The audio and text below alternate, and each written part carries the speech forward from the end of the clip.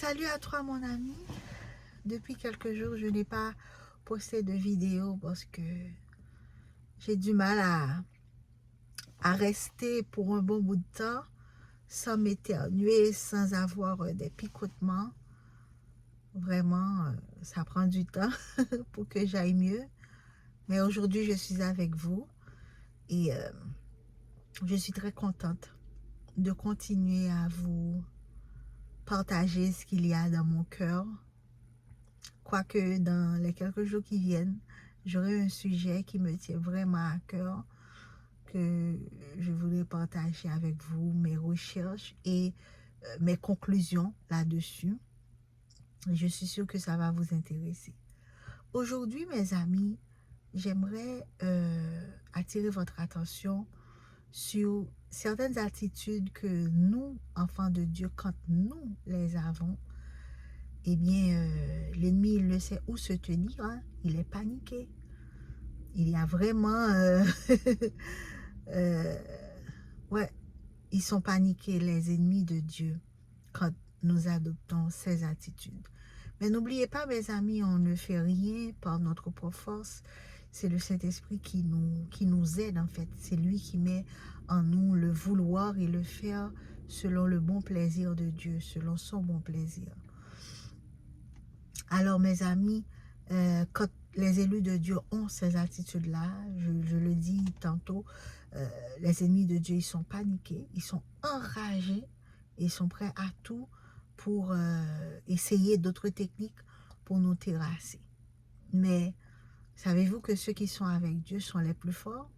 Bon, on le sait tous. Alors, sur cette chaîne, on parle de beaucoup de choses, de la foi, de ceux qui sont choisis par Dieu, des disciples de Christ, les attitudes à avoir, les conseils, etc. On encourage aussi, parce que le chemin étant un chemin rocailleux, rempli de distractions, rempli de découragement aussi. Et donc, nous, en tant que disciples de Dieu, ça arrive que nous soyons découragés, ça arrive que nous soyons meurtris, ça arrive que nous soyons un petit peu dispersés. Et c'est pour ça que nous devons nous encourager les uns les autres, nous soutenir les uns les autres pour pouvoir nous recentrer. Alors, on parle aussi de combat spirituel, hein? On parle de ce combat qu'il y a entre l'esprit et la chair. C'est ce combat que nous engageons, en fait, que nous sommes engagés, parce que, sincèrement, ce n'est pas à nous de combattre l'ennemi, c'est Dieu qui le fait, et Jésus a remporté la victoire finale pour nous à la croix. Mais ce qu'il reste en ce moment, c'est que notre chair puisse s'attirer vers Dieu. Et c'est ce combat-là que nous sommes engagés tous, parce que notre chair nous attire vers le bas, comme nous le disons souvent. Et comment Jésus a pu remporter cette victoire contre l'ennemi? C'est parce que déjà, quand il est venu sur la terre, il a remporté la victoire. Il a lié l'homme fort. Voilà, Satan, l'homme fort. Malgré toutes les tentatives que ce dernier a utilisées pour terrasser Jésus. D'ailleurs, si vous avez pu bien remarquer, dans l'Ancien Testament, on n'a pas trop parlé de Satan, en fait. Mais quand Jésus est venu, il s'est déchaîné.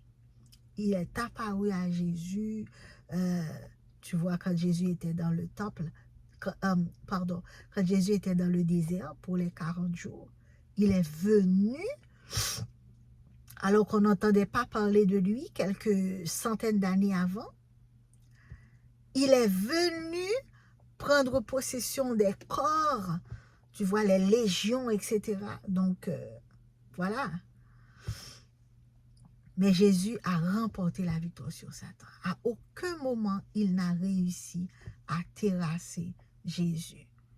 Et donc, même s'il est lié, en ce moment, ces démons s'activent pour nous attirer vers eux. Et le seul moyen qu'ils ont pour nous attirer à leur filet, c'est, tu vois, c'est quand nous leur donnons cette possibilité, quand nous ouvrons les portes de notre cœur et qu'ils ont accès à nous. C'est seulement par ça, hein. Ils ne peuvent pas venir sans que nous ne donnions accès. Voilà. Et certainement, plus tard, on va voir ensemble par quels moyens on peut, sans le savoir, donner accès aux ennemis de Dieu dans notre vie, dans notre cœur, dans notre âme. Il y a plusieurs moyens. Et je voudrais vous en citer quelques-uns. Par les émotions que nous nourrissons à l'intérieur de nous. Par exemple, la jalousie, la rancune, c'est des portes d'accès aux ennemis de Dieu à notre cœur. La comparaison, l'insatisfaction, et j'en passe. Donc, c'est en ça que consiste notre lutte, à garder cette porte, à garder ces accès fermés, à garder ces accès fermés et à ce que notre attention puisse être recentrée sur Dieu. Alors, aujourd'hui, comme je vous l'avais dit au tout début, on va parler de quelques attitudes qui, quand les élus de Dieu ont ces attitudes, ça déconcerte le camp ennemi. Ils sont fous, ils ne peuvent pas avoir accès. Alors, sachant que Dieu est en train de combattre à notre place, je vais vous donner quelques exemples de la Bible pour qu'on puisse voir vraiment ces élus de Dieu, ces enfants choisis de Dieu ont eu ces comportements et l'ennemi ne pouvait rien faire. D'abord, ce qui me vient à la tête, c'est Josué et le peuple d'Israël. Déjà, le peuple est un peuple choisi, même si ils ont eu des problèmes, etc. Mais Dieu était fidèle à son alliance envers ce peuple. Alors, malgré leur tard, malgré leur murmure, il les a choisis et il a été fidèle envers eux. Et du coup, lors de la conquête de Jéricho, une ville fortifiée par des murs, etc. Comment y avoir accès? Alors, Dieu parle à son peuple à travers Josué, il dit voilà comment on va avoir accès. Mais c'est sûr que dans leur compréhension humaine, ils voient tout cela impossible. Parce que quand on parle de mur de protection d'une ville, c'est quelque chose de fort, c'est quelque chose... on ne peut pas surmonter ça avec des armes humaines. Mais Dieu leur a dit, je vais faire la chose à votre place. Vous n'avez qu'à faire le tour, louer, etc. Donc, ils avaient qu'à pousser des cris de triomphe. Déjà, dans un combat, on commence à chanter quand on a gagné le combat. Mais eux autres, la bataille n'était même pas encore commencée, tu vois.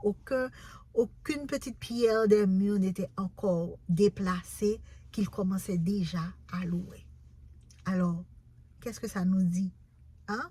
Quand nous savons que Dieu combat pour nous, parce que déjà nous savons que nous ne pouvons pas combattre l'ennemi, alors, sachant que lui, il le fait à notre place, quelle attitude que nous devons avoir?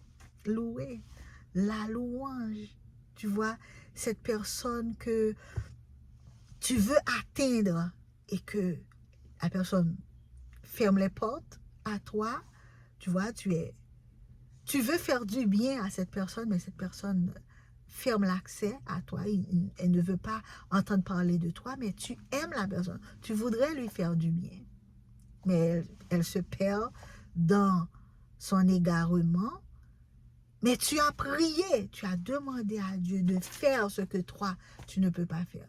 Eh bien, il t'a entendu, hein? Ne pense pas qu'il ne t'a pas entendu. il t'a entendu. Il combat pour toi. Quand tu intercèdes pour les amis, pour ta famille qui sont malades, mais ne doute pas, hein, ne doute pas que Dieu ne t'entend pas. Ne doute pas. Dieu t'a entendu et il est en train de faire le travail, même si toi, tu n'arrives pas à voir maintenant. Alors, loue ton Dieu. Loue ton Dieu parce que tu as confiance qu'il fait ce que tu lui demandes, ce qu'il juge bien de faire. Qu'il juge bien de faire. C'est sa volonté, en fait. Alors, mon ami, quand tu sais tout ça, tu n'as aucune raison de pleurer. Tu n'as aucune raison de te faire du souci, de chercher des solutions par toi-même, parce que Dieu, il a la situation en main. Et toi, tu n'as rien d'autre qu'à faire que louer. Et Satan, les ennemis de Dieu, ils n'aiment pas voir les enfants louer Dieu de tout leur cœur. Bon, une autre chose, il y a Paul et Silas. N'oubliez pas, l'histoire de Josué se trouve dans Josué 6, versets 12 à 16 et continue. Et dans le Nouveau Testament, on a vu d'autres exemples. Donc du coup, c'est pas resté dans le cadre de l'Ancien Testament, mais dans le Nouveau Testament, à l'époque où Jésus s'est révélé, eh bien, les élus de Dieu n'ont pas changé d'attitude, hein. Quand ils sont dans des situations compliquées, mais qu'ils savent que malgré tout ce qu'il y a en apparence, Dieu combat, Dieu a déjà remporté la victoire, ben, ils louent Dieu. C'est le cas de Paul et de Silas. Ils sont dans les chaînes de la prison avec d'autres prisonniers, etc. Mais ils louent le Seigneur. Et il y avait des témoins qui ont entendu ces deux gars arrêtés, menottés, enchaînés et qui louaient Dieu dans la prison. Et vous savez, une grande chose s'est passée.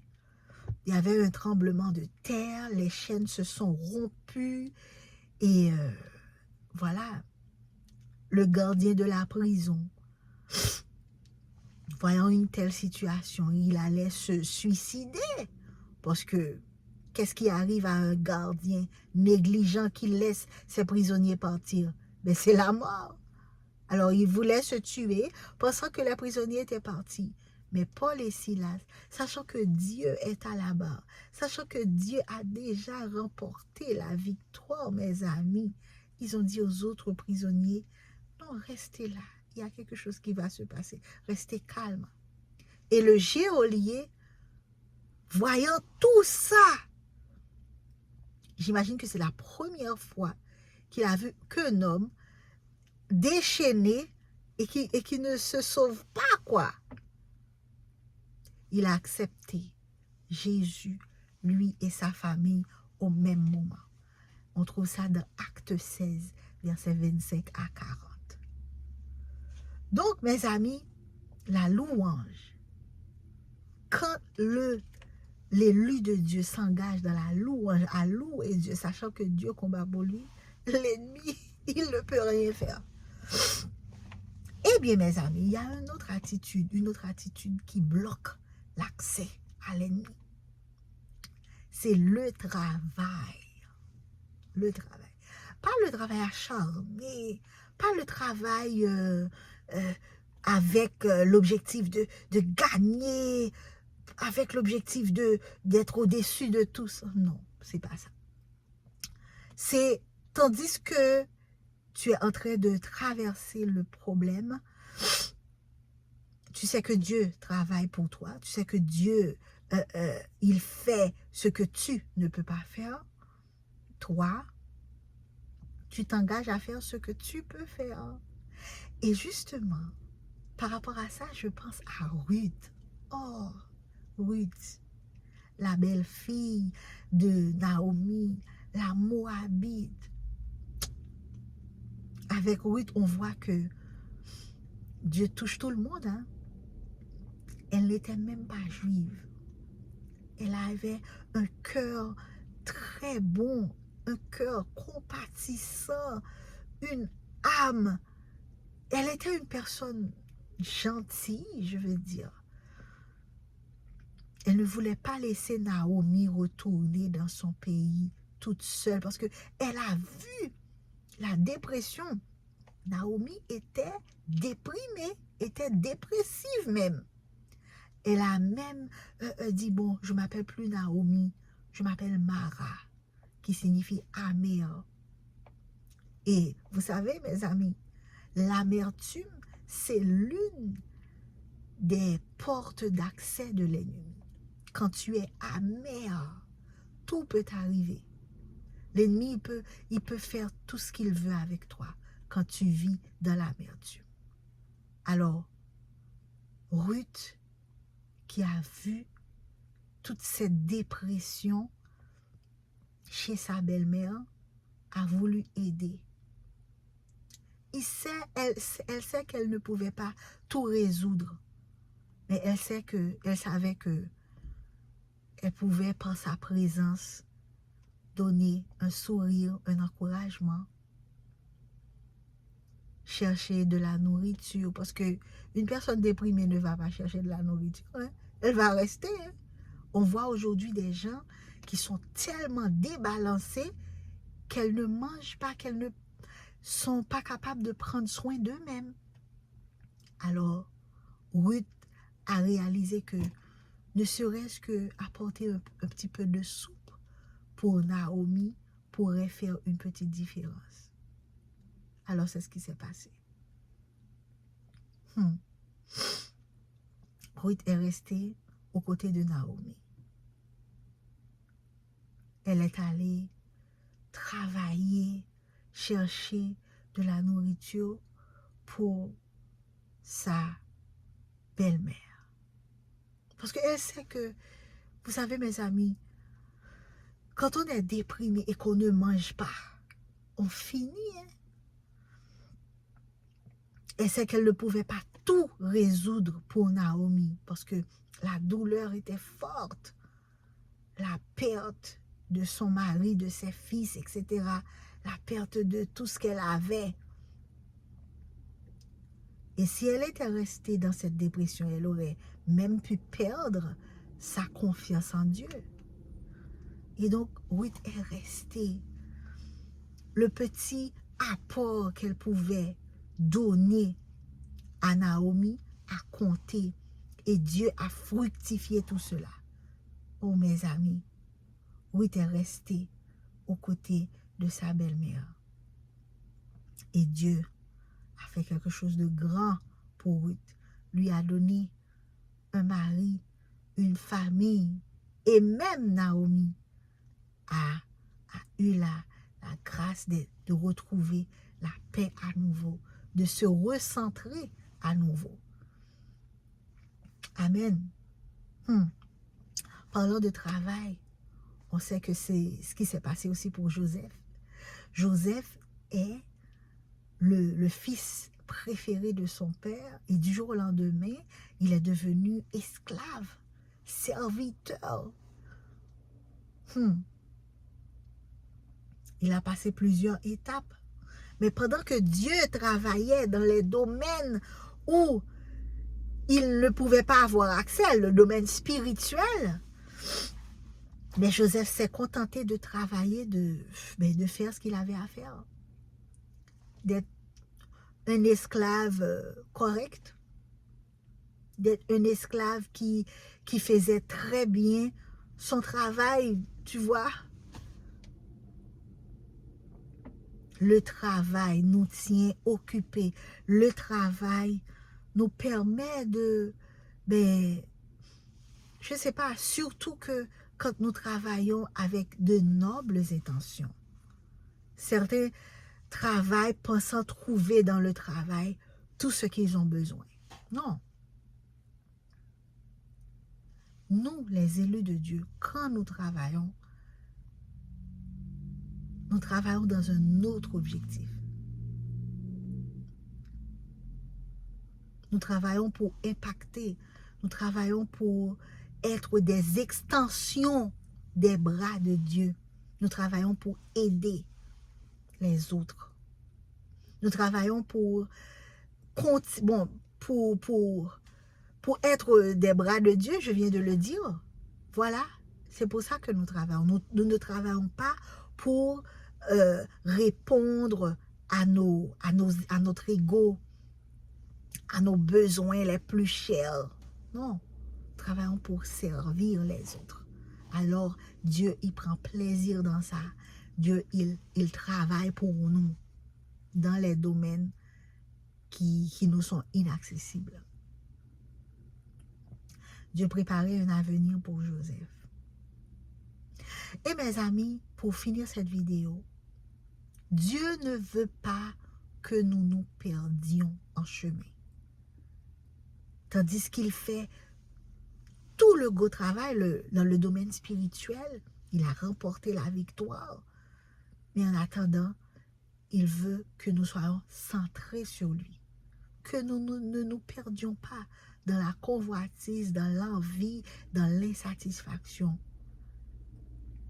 Et pour le servir chaque jour, pour témoigner notre allégeance à lui, pour témoigner aussi de cette conscience que nous avons de sa présence, de son pouvoir. Parce que beaucoup marchent dans la vie, mais ils n'ont pas conscience de cette réalité dont nous parlons là maintenant. La réalité de cette guerre spirituelle dont nous nous sommes engagés de près ou de loin, dans les petits aspects, dans les grands aspects de notre vie. Chaque jour, chaque choix, chaque décision font partie intégrante de ce combat dans lequel nous sommes engagés. Alors, mon ami, la louange, le travail acharné, le travail pour servir, le travail pas pour satisfaire nos convoitises, mais le travail pour aider les autres, le travail pour impacter. Quand nous le faisons et que nous y mettons tout notre cœur, l'ennemi est déconcerté, l'ennemi est enragé, l'ennemi est paniqué. Il y a panique dans le camp de l'ennemi quand nous louons le Seigneur et quand nous continuons à travailler de cœur sincère. L'ennemi est impuissant dans ta vie à ce moment-là. Oh mon ami, ce n'est pas un conseil que je te donne, mais c'est un rappel, car je sais que tu sais déjà tout ça. Quand tu connais la valeur du sacrifice de Jésus. Jésus est mort pour te donner cette liberté, pour nous donner cette liberté, de vivre tout ça, de parler de tout ça sans gêne. Et c'est cette liberté qui me permet aujourd'hui d'utiliser YouTube, cette plateforme, pour vous rappeler cela aujourd'hui, sans aucune honte de vous parler. Alors, bonne journée et que Dieu vous bénisse abondamment.